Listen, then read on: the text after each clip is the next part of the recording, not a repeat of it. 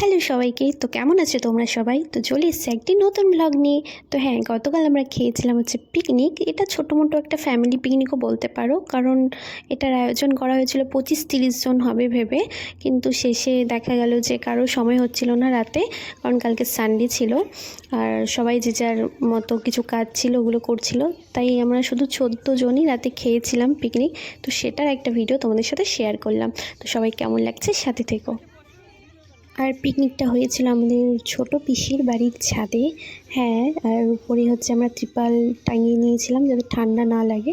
ওটা নিচে রান্না করা হচ্ছিল আর আমরা বক্স বাজিয়ে গান করছিলাম। ওটা ছিল আমার বড়দা আর বড়দার মেয়ে, এটা বড় বৌদি, আর ওটা আমার কাকাতো বোন। এটা বড়দার বৌদি নাচ করছিল। আর ভীষণ ফেভারিট একটা গান আমাদের খাদান সিনেমার, ওটা কিশোরী কিশোরী সিনেমাটা। তো ওই সিনেমার গানে আমরা সবাই নাচ করছিলাম। দাদা বৌদি অনেকক্ষণ নাচ করছিল, খুব রোমান্টিক নাচ করছিল, আমরা অনেক মজা করছিলাম এটা দেখে। তো আমার তো ভীষণ ভালো লাগছিল। তবে একটা ব্যাপার কি, পিকনিকে সবাই একসাথে একত্রিত হলে মজাটা যেন আরও দ্বিগুণ বেড়ে যায়।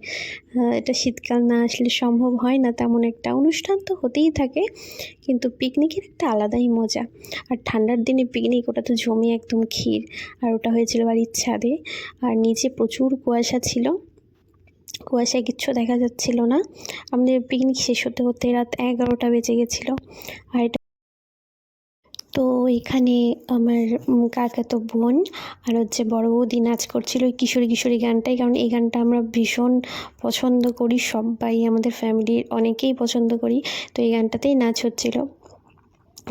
তো খুব মজা করেছি পিকনিকে সত্যি বলতে। আর ঠান্ডার দিনে কি বলবো, ওটা একটা আলাদাই, বলে বোঝানো যাবে না। তো ভীষণ ভালো লেগেছিল।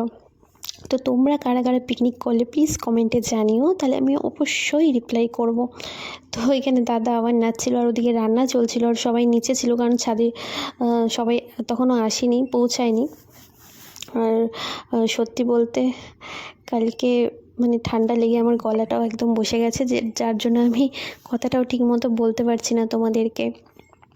তো গতবার আমরা ভীষণ মজা করেছিলাম। আসলে গতবার এই পিকনিকটা দিনে হয়েছিল তো, আর আমরা অনেক গেম খেলেছিলাম, যেটা এবার আমরা খেলতে পারিনি, কারণ রাতে আলোর অভাব ছিল, যার জন্য, আর জনসংখ্যা এবার কম ছিল, যার জন্য আমরা ওই গেমগুলো খেলে উঠতে পারিনি। কিন্তু ইচ্ছা আছে শীতের শেষের দিকে আরেকটা পিকনিক করার, তখন আমরা অনেক গেম খেলবো। তো দাদা তো দোকান থেকে টিফিন এটা বলতে পারো বেগুনি নিয়ে এসেছিলো।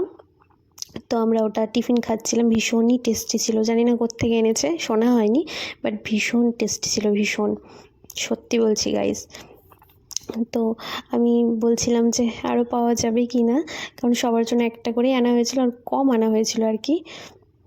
এটা আমার বিকিদা, যে সব অ্যারেঞ্জমেন্ট করেছে পিকনিকের। তো এখানে আমরা সবাই মিলে খুব নাচ করছিলাম, আমি, বোন, কাকিমা সব দূরে দাঁড়িয়েছিল। এটা আমি ভীষণ নেচেছি, পাগলের মতো নেচেছি। অনেক দিন বাদে সবাই মিলে এতটা মজা হয়েছে, আর খুবই নেচেছি। আমি নাচতে নাচতে পুরো হাঁপিয়ে গেছিলাম। সবাই আমাকে বলছিল এবার থাম, আর নাচতে হবে না, কিন্তু আমি নেচেই যাচ্ছিলাম। এটা তাথই, আমার বড়দার মেয়ে, ও নাচছিল। ক্যামেরা ওখানে রাখা আছে দেখে ক্যামেরার দিকে তাকিয়ে নাচছিল। তো খুব মজা হয়েছে, খুবই। বুনু তো পাগলের মতো নাচছিল, আমরা সবাই একদম উন্মাদ হয়ে গেছিলাম নাচতে নাচতে। তো এখানে দেখো আমি ছাতাটা শেয়ার করলাম, ছাতাগুলো লাগানো হয়েছিল, আর বুনু বসে বসে পোজ দিচ্ছিল, ভাবছিল আমি ক্যামেরায় ছবি তুলছি কিন্তু আমি ভিডিও করছিলাম।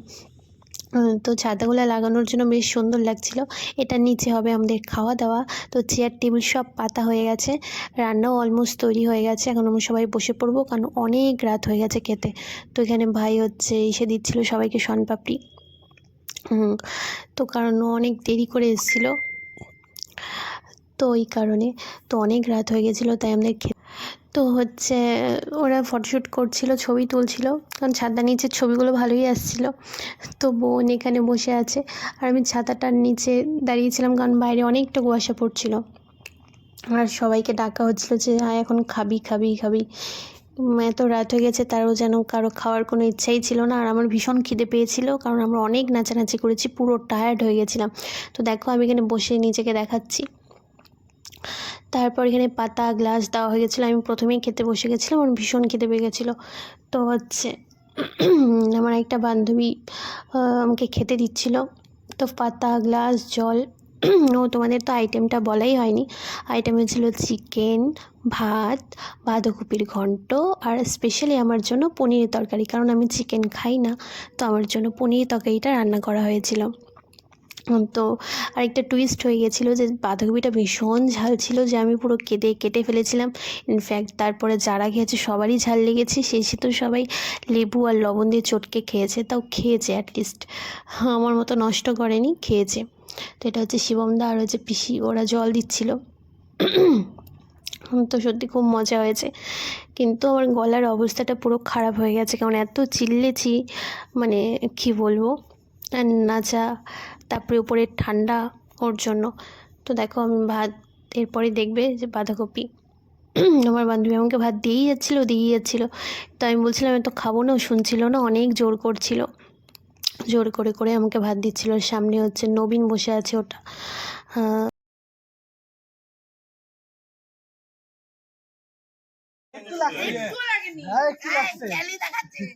দিবা দিবা কি বল, না ওটা বেশি হয়েছে, খাইলে ওটা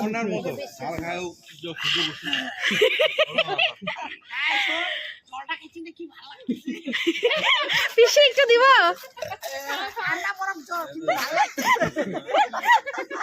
পিসি আরো বেশি ভয় পেয়ে গেছে আমার কথা শুনে, আগের থেকে লেবু টেবু নিয়ে আমি না উঠাইতাম।